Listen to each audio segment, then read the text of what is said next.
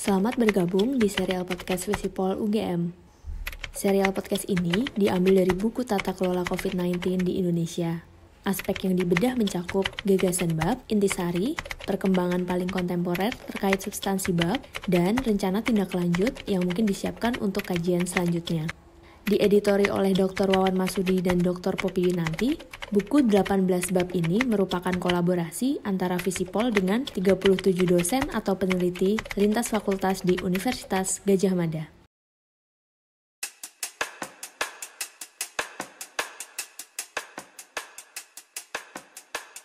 Negara-negara seperti Korea juga sudah mengambil langkah tepat. Ada nuansa keraguan-raguan dalam pemerintah terkait dengan penanganan COVID-19. Baik, selamat bergabung di serial podcast Visipol UGM dengan tema Tata Kelola COVID-19 di Indonesia. Sebelumnya, izinkan saya menceritakan sedikit jika topik ini diambil dari buku Tata Kelola COVID-19 di Indonesia. Dieditori oleh Dr. Wawan Masudi dan Dr. Poppy Winanti, buku 18 bab ini merupakan kolaborasi antara Visipol dengan 37 dosen atau peneliti lintas fakultas di Universitas Gadjah Mada. Sebagaimana kita semua ketahui, pandemi global virus COVID-19 telah menyebar di seluruh belahan dunia, termasuk di Indonesia.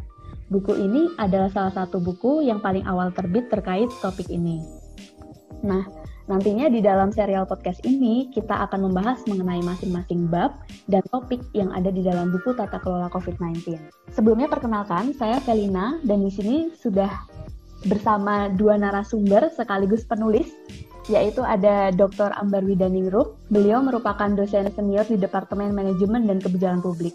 Halo Bu Ambar, selamat pagi. Apa kabar? Selamat pagi, Mbak Felina. Sehat, Alhamdulillah. Beliau merupakan dosen senior di Departemen Politik Pemerintahan. Halo Mas Wawan, selamat pagi. Apa kabar? Halo Felina, kabar baik, terima kasih.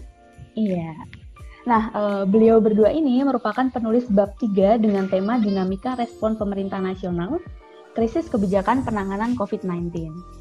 Kebijakan pemerintah terkait COVID-19 yang pertama kali dilaporkan WHO pada akhir Desember 2019 terkesan abai. Bahkan hingga saat ini kerap kali kebijakan-kebijakan yang diambil justru menimbulkan banyak kebingungan di kalangan pemerintah, tenaga medis, terutama di masyarakat. Baik, kita mulai saja podcast ini dengan satu pertanyaan nih. Bagaimana awal mula dan ide dasar menulis tentang kebijakan nasional ini muncul? Serta kemudian apa signifikansi dalam kaitannya dengan kebijakan dan diskusi tata kelola COVID-19? Mungkin bisa dijawab oleh Ibu Ambar. Oke, terima kasih Mbak Felina. Kita punya diskusi awal ketika itu sangat sederhana sebetulnya, diskusinya hanya semacam chit-chat ya, biasa. Kita itu merasa sebagai orang akademisi dan sekaligus peneliti itu juga melihat ini ada persoalan terkait dengan delay respon lah tepatnya. Jadi secara kronologis kita sudah melihat bahwa virus itu sudah datang dan itu sudah dan beberapa negara sudah mengantisipasinya ya. Dan itu datangnya kan di akhir Desember itu, kalau nggak salah sekitar November, Desember ya, itu sudah mulai. Lalu di bulan Januari itu masih belum ada apa-apa di Indonesia. Belum ada semacam langkah-langkah yang diambil oleh pemerintah mau bagaimana, antisipasi seperti apa. Padahal berita itu sudah sangat luas menjelaskan bahwa negara-negara lain itu sudah mengambil inisiatif. Misalnya langsung ketika itu China, Korea, bahkan yang negara yang masuk di Asia Tenggara yang sangat dekat dengan kita ya, itu Vietnam. Itu bahkan dia mengambil langkah yang kalau kita lihat agak berlebihan, tapi mereka sudah tahu bahwa itu akan menjadikan wabah itu jadi satu bencana, karena dia juga punya pengalaman tentang SARS, MERS, dan sebagainya, sehingga dia langsung mengantisipasinya dengan membuat kebijakan yang sangat cepat waktu itu, dan terkesan memang, ya saya katakan seperti tadi, berlebihan. Makanya sampai sekarang kan itu kasusnya Vietnam itu kan cuma 300 dan meninggalnya 0. Nah itu sudah sejak awal, jadi kesannya kok berlebihan tapi nyatanya bagus. Negara-negara seperti Korea juga sudah mengambil langkah tepat dan sebagainya. Tetapi di Indonesia seolah-olah malah tenang, nanti nggak akan ngambil, nanti nggak akan adalah, kita cukup sehat dan sebagainya. Itu yang pertama. Jadi ada pengabaian terhadap fakta di mana dunia itu sudah bergerak, negara-negara di dunia itu sudah bergerak, tetapi di kita itu masih santai. Nah itu. Sementara masyarakat pun juga sudah ada masyarakat yang relatif cukup pandai lah membaca itu. Akhirnya informasi jadi malah simpang siur karena banyak orang mengatakan oke, bagus, ini tidak dan sebagainya. Seharusnya langkah-langkah itu harus diambil dan sebagainya, tetapi belum ada kebijakan yang jelas dari pemerintah. Maka ketika kasus masuk tanggal 2 Maret di Indonesia, baru pemerintah gelagapan. Nah, ketika mengambil sikap terhadap kasus itu mulai gelagapan.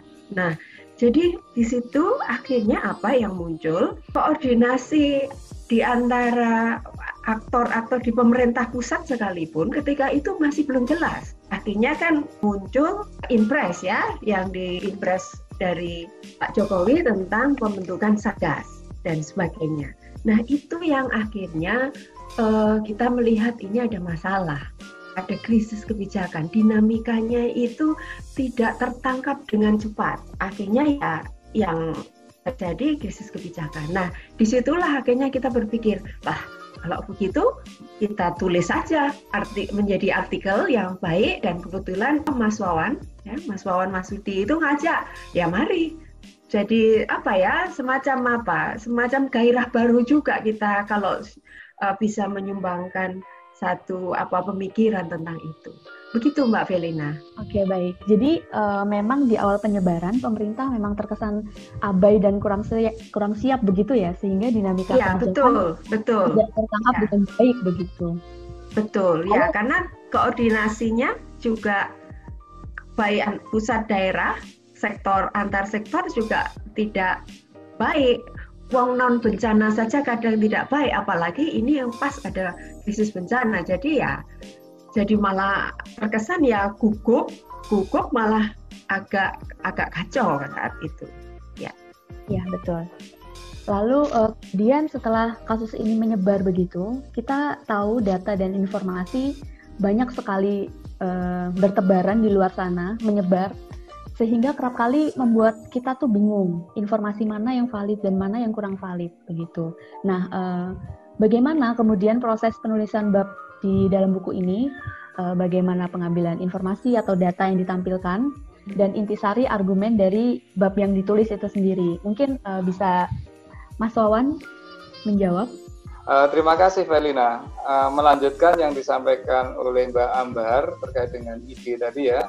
Dalam proses penulisannya, yang kami lakukan pertama adalah membuat semacam outline artikel yang berisi arah tulisannya akan kemana. Yang kedua, argumen pokoknya apa yang akan kita tawarkan.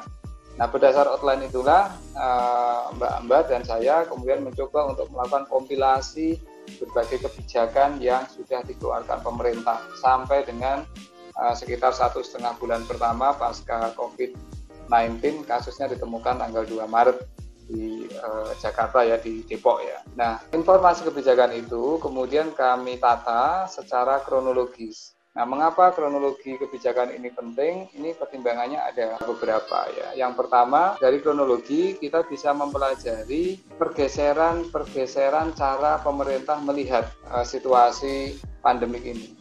Mulai dari abai menjadi kemudian harus merespon pada aspek-aspek tertentu sampai dengan kemudian harus merespon dampak apa yang dilahirkan. Jadi ada sekian banyak kebijakan, dan dari sekian banyak kebijakan itu menunjukkan pergeseran dan perubahan cara berpikir pemerintah dalam menangani COVID-19. Pertimbangan kedua, dengan meletakkan secara kronologis itu sekaligus kita bisa menunjukkan adanya apa yang kita sebut sebagai proses policy learning yang dilakukan oleh pemerintah. Jadi rupanya pemerintah juga mengambil banyak pelajaran dari waktu ke waktu, dan itu kemudian memberikan basis rasionalitas bagi kebijakan berikut. Nah, berdasarkan kronologi itu, kemudian kami bisa tunjukkan bahwa rupanya ada apa yang kami sebut sebagai krisis kebijakan dalam tata kelola penanganan COVID di Indonesia. Nah, krisis kebijakan ini terjadi karena apa? Ada 4 hal ya. Yang pertama, ada sense of urgency yang lemah terhadap penanganan wabah ini, terutama di tahap-tahap awal. Tidak menjadi prioritas, tidak dianggap penting, dan karena itu melahirkan persoalan lebih dalam. Yang kedua, kebijakan-kebijakan yang dibuat pada tahap awal itu cenderung tidak menggunakan pertimbangan-pertimbangan pengetahuan dan pertimbangan-pertimbangan informasi yang utuh terkait dengan situasi COVID. Meskipun kita tahu COVID-19 ini hal yang baru, tapi toh sudah banyak informasi yang tersedia sebelumnya. Yang ketiga, ada nuansa keraguan-raguan dalam pemerintah terkait dengan penanganan COVID-19 ini. Nah, keraguan ini bisa jadi disebabkan oleh satu, prioritas pemerintah yang cenderung ke ekonomi, dan kita tahu ini terjadi di awal pemerintahan periode kedua Presiden Jokowi, sehingga masih ragu-ragu apakah harus men-shift ataukah tidak. Yang kedua, keraguan-raguan itu juga muncul terkait dengan sekali lagi ketidakpastian dari wabah ini sendiri. Aspek ketiga yang kami temukan ini atau aspek keempat ya, aspek keempat yang kami temukan itu terkait dengan absennya koordinasi dan sinergi kebijakan di awal periode krisis. Meskipun kita tahu persoalan koordinasi dan sinergi ini rupanya masih menjadi persoalan sampai sekarang. Nah, berdasar 4 masalah yang kita temui tersebut, kemudian nanti di akhir buku kita rumuskan beberapa rekomendasi untuk perbaikannya seperti apa. Baik, dari paparan dari Mas Wawan tadi, bisa disimpulkan bahwa dinamika krisis itu berlangsung dengan sangat cepat ya. Lalu kita tahu dan membutuhkan asesmen yang sifatnya day by day seperti itu. Terkait hal tersebut, perkembangan apa yang kemudian muncul terkait dengan kajian di dalam bab yang sudah ditulis? Seperti itu, silakan Bu Ambar. Oke, terima kasih Mbak Felina. Kembali tadi Mas Wawan sudah menyebutkan 4 hal ya yang terkait dengan krisis kebijakan, dan aspek-aspek dari keempat aspek yang tadi disampaikan oleh Mas Wawan memang secara cepat sebetulnya sudah mulai ya dikelola oleh pemerintah ya dengan baik, dan itu pun seperti tadi Mas Wawan sampaikan, itu pun juga karena secara kronologi pemerintah sebenarnya juga belajar dari apa yang terjadi di dalam negeri, juga belajar dari negara lain. Nah, tetapi kita juga lihat juga sekarang ternyata perkembangan eskalasi jumlah kasus itu juga makin tinggi. Yang kurang lebih sekarang sudah 16.500 kasus ya, seperti itu, jadi luar biasa. Nah, saya kira di situ akhirnya pemerintah juga mengambil langkah yang lebih tegas. Nah, beberapa inisiatif daerah akhirnya juga bahkan menjadi ide besar dari daerah-daerah lain, meskipun sebetulnya pemerintah belum mengambil istilah yang biasa kita dengar lockdown ya. Pemerintah lebih suka menggunakan istilah PSBB ya, dan itu menjadi langkah yang diharapkan bisa mengurangi persebaran. Nah, namun demikian, melihat kondisi yang saat ini di bulan puasa dan sebentar lagi juga akan Lebaran, tradisi Lebaran itu juga menjadi tradisi yang khusus lah untuk masyarakat Indonesia. Itu tidak hanya terjadi pada Muslim saja, tapi pada seluruh masyarakat di Indonesia. Nah, akhirnya pemerintah pun juga saat ini kan kelihatan mulai sedikit kewalahan juga, ini gimana mudiknya ini, dan akhirnya ada beberapa kebijakan yang muncul, dilarang mudik dan sebagainya. Tapi ada saja, ya selalu ada saja kegagalan di situ, walaupun kegagalan di sana sini, walaupun untuk teknis dan sebagainya, orang mulai sembunyi-sembunyi mudik, penyelundupan dan sebagainya. Dan sekarang sudah ada relaksasi, ya relaksasi di kemarin berita di media terlihat bahwa Bandara Soekarno-Hatta padat sekali ya, sangat padat, dan itu terkesan loh kok jadi begitu, padahal kita harus physical distancing. Akhirnya kita juga ragu-ragu kembali, ini pemerintah serius atau tidak? Dan saya kira itu pertanyaan itu muncul di kalangan masyarakat Indonesia. Saya kira sekarang begitu, karena melihat sekarang kan media sangat terbuka, jadi setiap orang juga bisa lihat. Nah itu yang akhirnya membuat kita juga perlu melihat itu secara lebih clear. Nah itu yang pertama. Yang kedua, kita sampai sekarang masih juga belum mendapatkan kejelasan tentang vaksin, obatnya besok seperti apa. Negara-negara lain juga sudah mulai bekerja sangat keras untuk riset vaksin dan sebagainya, walaupun batas apanya juga belum jelas kapan vaksin itu ada. Tapi di Indonesia juga ada beberapa keraguan juga, karena dana untuk riset, kalau kita lihat setelah ada penerbitan Perpres nomor 54 tahun 2020 tentang perubahan postur dan rincian APBN terkait COVID ini terlihat bahwa dana anggarannya Kemenristek itu kan hanya 2 triliun. Dan aslinya sih dulu kan 42 triliun, lalu pindah ke Mendikbud yang 40, tinggal 2 triliun. Nah, itu Pak Menteri Kemenristek itu mengatakan bahwa dana riset 40 miliar untuk COVID. Nah, di situ kita membayangkan ya, sepertinya terlalu sedikit ya. Nah, ini sebetulnya beberapa kabar mengembirakan ya, beberapa BUMN sudah mau bekerja sama dengan pemerintah untuk mempercepat ya proses riset itu sehingga segera bisa ditemukan vaksin selain bekerja sama dengan laboratorium negara lain. Nah, itu. Nah, dan yang ketiga adalah bahwa kita perlu, saya kira, memperjelas juga tentang informasi. Kendati saat ini informasi tentang COVID, pemerintah baik di pemerintah maupun di masyarakat sudah makin baik. Tetapi penguatan literasi tentang COVID itu tetap harus diperkuat agar supaya tidak menjadi chaos. Karena ini misalnya belum lama WHO mengeluarkan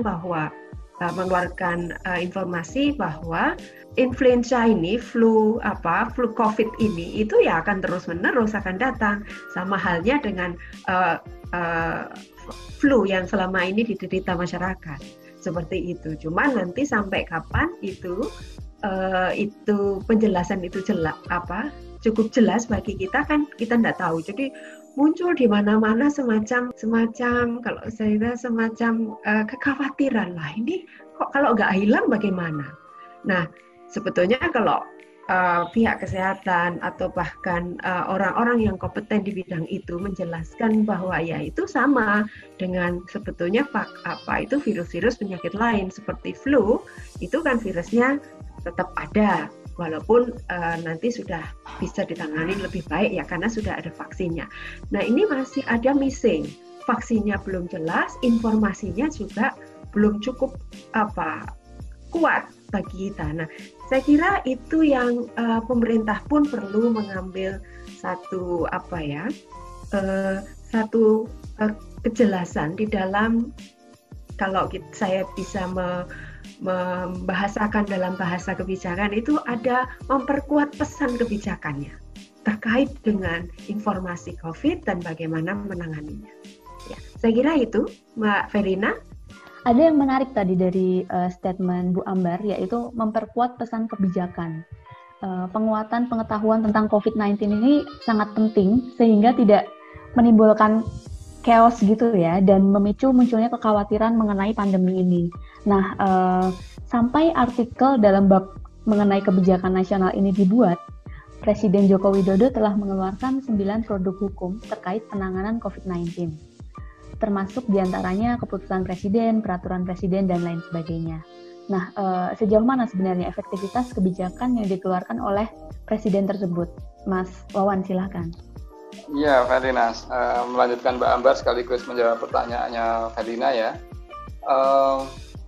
Adanya kebijakan itu satu hal, tetapi apakah kebijakan itu bisa diimplementasikan, bisa dilakukan dengan baik, dan kemudian mencapai tujuan kebijakan, itu hal yang berbeda. Maksud saya, ada prasyarat yang harus dipenuhi ya, agar sebuah kebijakan bisa berjalan efektif dan kemudian tujuan dari kebijakan itu berhasil. Dalam konteks COVID-19 sangat jelas bahwa tujuan kebijakan itu menghentikan penyebaran, kemudian menekan fatalitas seminimal mungkin. Yang berlangsung sekarang adalah penyebarannya kelihatannya masih belum menunjukkan tanda-tanda mereda, kurvanya belum flattening kayak gitu, kurvanya belum mendatar, masih tidak stabil, naik turun sangat drastis. Di satu hari itu rendah, tapi hari berikutnya tiba-tiba melonjak sangat tinggi. Sementara angka fatalitasnya saya kira meskipun dari hari ke hari terus menurun, tetap saja masih tinggi dari sisi persentase yang terkonfirmasi positif COVID-19. Nah, melihat ini semua, nampaknya kebijakan pemerintah untuk tanggap darurat ini belum sepenuhnya efektif. Dan karena itu menurut saya ini perlu ada upaya-upaya ekstra keras dari perangkat negara untuk memastikan agar kebijakan ini bisa dilaksanakan. Tidak harus menuntut masyarakat dulu, tetapi memastikan dulu instrumen negara itu mengikuti arahan presiden. Itu yang paling pokok. Mengapa? Karena yang terjadi sampai hari ini saya kira instansi-instansi pemerintah, kementerian, lembaga, baik pusat maupun provinsi, kabupaten, kota, itu kelihatannya masih belum seirama. Seringkali tidak nyambung, seringkali tidak terintegrasi antara apa maunya presiden dengan apa yang menjadi kebijakan di masing-masing sektor atau unit. Jadi ini dulu yang paling penting ya, bahwa di antara instansi pemerintah harus satu sikap, satu bahasa, dan satu langgam dalam kebijakan tanggap darurat ini. Baru setelah itu kita bisa menuntut yang kedua, mengembangkan kesadaran masyarakat. Ya, meskipun tanpa dikembangkan secara khusus, kita lihat masyarakat kita sudah sangat canggih, sudah sangat cerdas, punya banyak sekali inisiatif.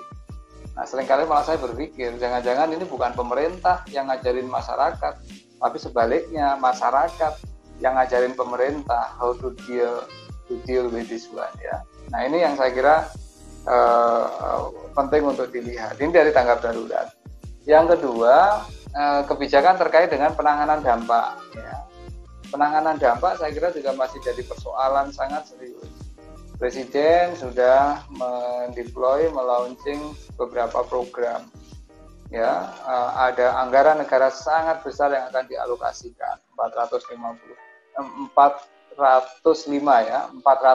triliun untuk penanganan COVID secara keseluruhan. Khusus untuk BLT, bantuan langsung tunai kepada masyarakat, mencapai sekitar 110 triliun. Gede banget ini jumlah ini besar sekali dari sisi kapasitas keuangan negara. Tapi kalau kita lihat implementasi atas kebijakan penanganan dampak ini juga masih sangat problematik. Data yang bermasalah, kemudian fragmentasi di antara lembaga-lembaga negara, terlalu banyak program sehingga tumpang tindih penerimanya siapa.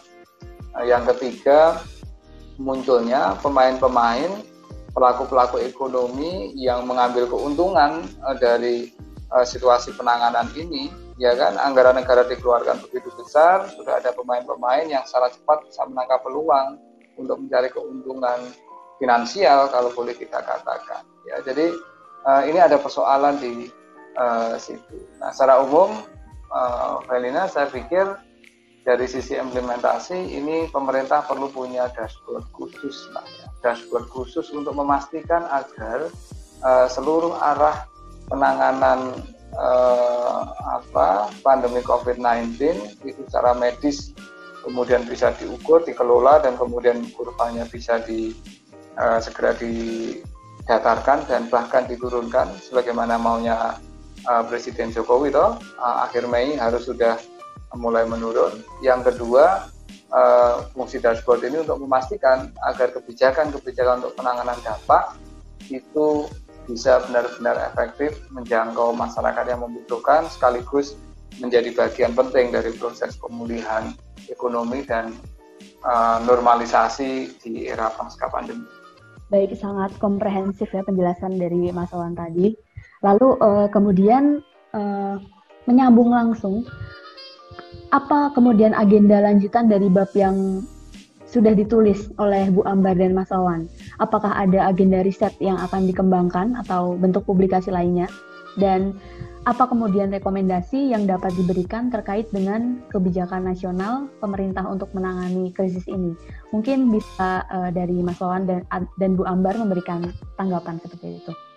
Kita merencanakan nanti dengan apa yang sudah kita tulis itu sebagai awal, ya, kajian awal. Lalu kita saat ini juga masih mengumpulkan beberapa data terbaru terkait dengan itu. Dan data-data itu juga kita upayakan real time, kita punya data, sehingga ketika nanti kita cukup, ya, data itu kita anggap cukup sementara, ya, karena memang kita kadang-kadang juga sebagai penulis atau bahkan peneliti itu perlu juga membatasi sampai kapan data itu harus berhenti, karena kalau tidak nanti nggak ditulis, ya. Itu akan kita upayakan menjadi semacam policy paper. Nah, jadi riset kita mengarah ke pembuatan atau penyusunan policy paper. Nah, policy paper itu nanti kita berharap akan bisa memberikan kontribusi arah yang lebih jelas jika loh ada krisis-krisis bencana semacam ini. Nah, beberapa negara ya di lain itu juga saya yakin beberapa langkah yang mereka lakukan itu juga berdasarkan pengalaman sebelumnya. Nah, rupanya memang Indonesia ini agak beda, ya. Sebetulnya kita kan juga punya pengalaman dengan berbagai macam bencana sebetulnya. Cuman mungkin yang bencana sosial, bencana kesehatan yang paling gede yang sekarang. Padahal kita juga punya SARS dan sebagainya. Kalau kita lihat terbitannya, salah satu terbitan dari UI kalau nggak salah yang bekerja sama dengan UNICEF itu juga membahas tentang bagaimana pada waktu itu tanah Jawa itu dilanda pandemi flu Spanyol yang waktu itu juga istilahnya orang yang paginya terlihat sakit, sore sudah meninggal. Tetapi itu tidak menjadi, sekali lagi, tidak menjadi learning seperti tadi yang disampaikan oleh Mas Wawan. Kita policy learning itu penting. Nah, justru itulah dengan learning kita juga di sini dari data yang sudah ada, analisis yang kita buat, lalu kita diskusi yang sering kita lakukan. Mudah-mudahan nanti kita bisa membuat semacam itu yang tadi saya sampaikan, semacam policy paper yang bisa digunakan untuk semacam pedoman. Ya, kalau pedoman mungkin ketinggiannya, paling tidak sebagai dasar awal bagaimana membuat langkah-langkah tata kelola penanganan bencana. Nah, kita sebagian besar memang punya persoalan-persoalan terkait bencana, tapi lebih kepada bencana fisik. Nah, ini lebih bencana sosial dan dampak tadi yang sudah disampaikan oleh Mas Wawan, dampak itu juga kita nggak tahu dampaknya seberapa besar. Saya kira akan cukup besar, makanya pemerintah sampai mengeluarkan anggaran yang sangat besar, 405 triliun untuk itu dengan banyak sekali program.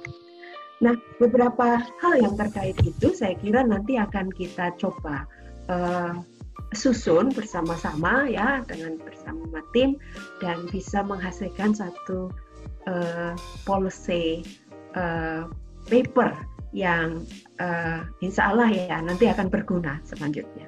Ini kajian yang sedang dan terus berlangsung. Bahkan ini bisa kita katakan kajian awal, Mbak Ambar ya. Iya, baru kajian awal. Ya. Nah, ini kita harapkan memang ada kajian lanjutan yang sedang kami siapkan khususnya untuk melihat secara lebih koheren, secara lebih komprehensif terkait dengan keseluruhan aspek respon pemerintah nasional atau kebijakan nasional dalam penanganan pandemi. Mengapa ini menjadi sesuatu yang sama sekali baru, berbeda dengan bencana-bencana yang lain ya, gempa bumi, banjir, gunung meletus dan lain sebagainya. Ini sama sekali beda.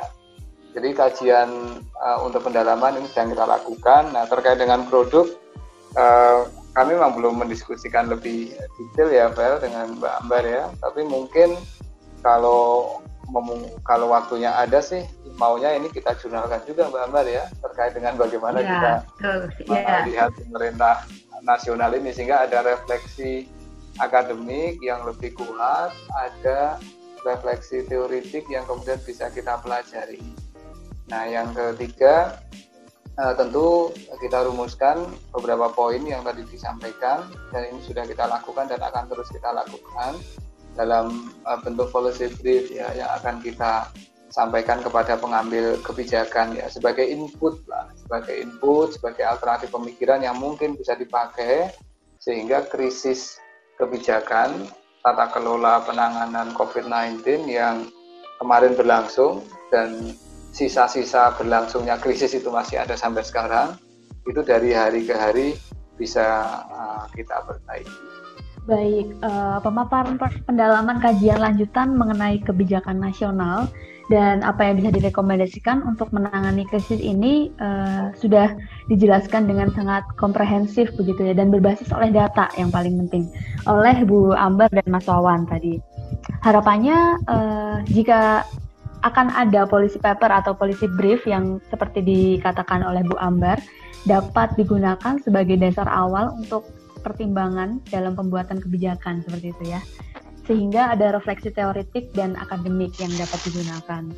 Saya kira kita sudah ada di akhir sesi.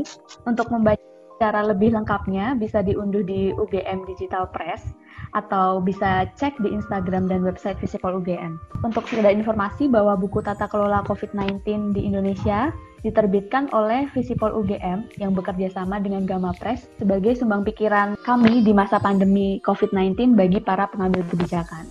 Versi e-book buku bisa diunduh gratis di website Gamma Press. Ya, sekian serial podcast buku Tata Kelola COVID-19 dengan topik kebijakan nasional oleh Mas Wawan dan Bu Ambar.